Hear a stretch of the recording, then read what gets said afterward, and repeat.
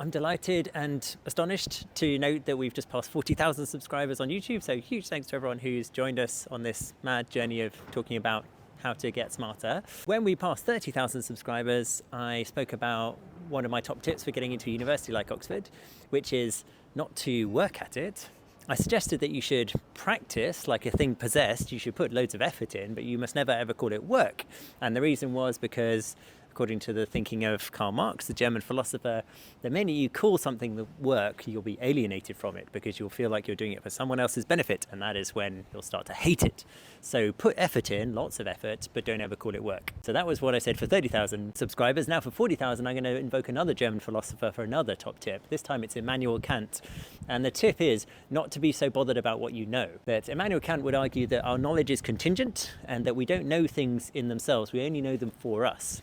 So our knowledge of the world and the universe is always sort of like framed by these limitations. And the smartest people know what they don't know. They're not so worried about things that they allegedly do know.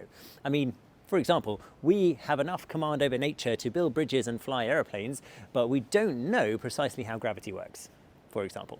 There's huge amounts of stuff in the universe that we are wholly or partly ignorant about. And that's healthy, and that's a good thing, and you need to sort of get used to the doubt and be comfortable with it. And there are some extraordinarily important implications of this. First of which is, it doesn't matter about getting things wrong. You shouldn't be scared about getting things wrong. Knowledge acquisition is a shared enterprise where we talk about things and we try and get a bit more understanding in the darkness of the cave that Plato used to talk about. So you can't really get things wrong because no one knows precisely what right is. So don't be worried about saying the wrong thing. Another implication is that we ought to be very open-minded and charitable to each other when we're discussing ideas. We shouldn't use knowledge as a cudgel to beat each other around heads with.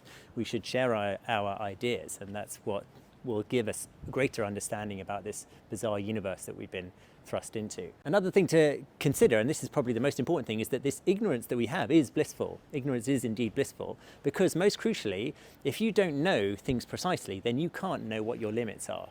I mean, I know I can't just jump off this balcony and fly away. I know that I can't run 100 meters in less than 10 seconds. So there are some things I do know well enough.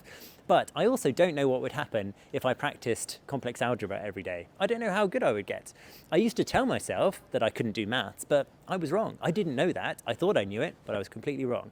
I don't know my own limits, and so if I put loads of effort in, I'll get better as if night follows day. So bear that in mind. You don't know what you're capable of either, but you should be comfortable in the doubt and just put in some effort and see what happens, but try and enjoy it.